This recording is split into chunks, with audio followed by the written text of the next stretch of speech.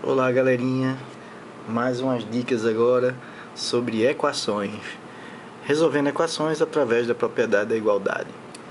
Gente, matemática é uma faca de dois gumes, geralmente ela corta dos dois lados, ou seja, muitas vezes a gente aprende, decora fórmulas, e o decorar fórmula nem sempre significa compreender o que a gente está fazendo. Então eu vou fazer tipo uma analogia aqui. Analisem a situação comigo, depois a gente vai fazer um paralelo à forma que a gente aprende. Então vamos lá. Vamos supor que a gente foi no shopping, comprou 2 ovomaltines, que eu vou representar aqui pelo X, e pagou mais R$3 de estacionamento. E deu um total, nossa conta, de R$13. Então é fácil para qualquer um perceber que o valor de cada ovomaltine seria R$5. 2 vezes 5, 10, mais 3, 13. Mas se não tivesse cobrança de estacionamento, eu poderia tirar R$3 aqui, deixei de pagar R$13. Não existia o estacionamento, então eu teria que eu ia pagar apenas os 2 ovomaltines, que iam custar R$10. Então observe o que eu acabei de fazer. Retirei de um lado e do outro, primeiro e segundo membro de uma equação, e a gente ficou com o mesmo valor, que seria 5 aqui. Então x seria igual a 5. Mas eu vou supor outra situação agora, certo? No lugar de ter compro 2 ovomaltines e pago R$10, eu comprei o triplo. Comprei 3 vezes mais. Eu comprei 6 ovomaltines, então eu vou pagar o triplo também. Se eu comprei o triplo, eu vou pagar o triplo, eu vou pagar R$30. Então observe que o valor do ovomaltine continua. Se eu dividir aqui em 6 partes e dividir aqui em 6 partes, cada um único ovomaltine vai custar 30 dividido por 6, seria 5. Então observe que eu dividi de um lado e do outro por 6. Eu subtraí de um lado do outro, poderia ter somado de um lado do outro da igualdade, e poderia ter multiplicado de um lado e do outro da igualdade, e o valor da variável, da incógnita, não se altera, certo? Então por aí a gente aprende assim. Muitas vezes a gente aprende assim: 2x é igual a 10. Aí a gente decora, né, uma regrinha prática que diz: isso é uma regra prática, então isso não acontece. Então muita gente confunde. O professor ensinou para você uma regra prática: o 2 que está multiplicando pode passar dividindo. Mas na verdade a gente sabe que esse 2 aqui não pode passar. Não existe o espiritismo do número voar para baixo do outro. Essa paranormalidade na matemática não existe, gente. Então, esse número nunca veio aqui para baixo. Então, muita gente às vezes confunde assim: e não vem negativo. Não, vai para o lado de lá, vai para cá. Então, o número não anda, não voa, não tem essa paranormalidade. Isso não aconteceu. A gente não passou, não veio, não voou. A gente dividiu um lado e o outro da equação por 2. Por isso que eu fico com x igual a 10 sobre 2, x igual a 5. Galera, então, essa mesma propriedade vai servir para vocês lá na frente, porque muita gente se assusta com equações fracionárias. Então, se eu tenho assim, ó, x sobre 2, por exemplo, mais 7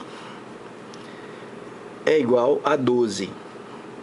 Qual o valor de x? Não, porque eu não consigo resolver quando tem frações, mas se você perceber, se você multiplicar tudo isso aqui por 2, todos os termos da equação por 2, eu teria 2x sobre 2 mais 14 é igual a 24.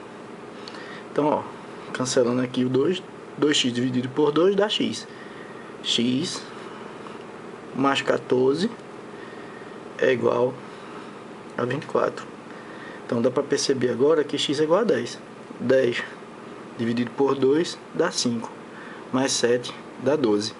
Então, uma equação que era fracionária, pelo simples ato de multiplicá-la por 2, eu transformo ela numa equação toda inteira, sem frações, sem número no denominador.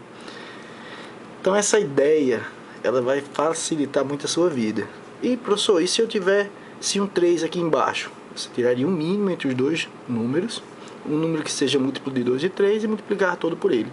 Por exemplo, se eu tivesse assim, ó, x sobre 2 mais 12 sobre 3, vamos supor que a gente sabe que aqui é 4, mas só para a gente entender o processo, é igual a 11 a 9. Então, se eu multiplicar tudo por 6, eu vou ter o mesmo valor para essa incógnita aqui. Ó, se eu multiplicar tudo por 6, eu teria 6x sobre 2 mais 12 vezes 6 sobre 3 igual a 9 vezes 6. Multipliquei todos os termos por 6. Multipliquei 1 meio por 6, 12 por 6 e 9 por 6. Então agora 6 sobre 2 dá 3x mais 6 sobre 3 dá 2, ó. 2 vezes 12, 24, igual a 6 vezes 9, 54.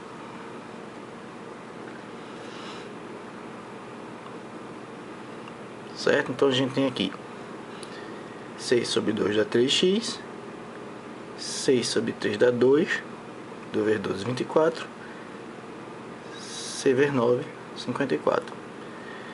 Esse 24 passaria subtraindo, ou então seria fácil a gente perceber aqui que x é igual a 10, porque ó, 3 vezes 10 é 30, 30 mais 24 é igual a 54. Ou seja, a minha finalidade era transformar essa equação, que era cheia de frações, numa equação sem frações no denominador. Agora essa daqui acredito que você sabe resolver. Então a gente podia tirar 24 de um lado, tirar do outro, dividir por 3 um lado e o outro, ou usar aquelas regrinhas que a gente é a regra prática que a gente aprendeu.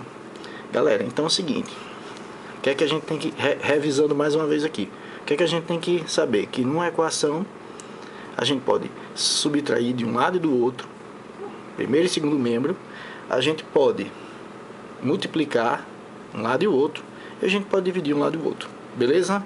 Então galera, isto é matemática.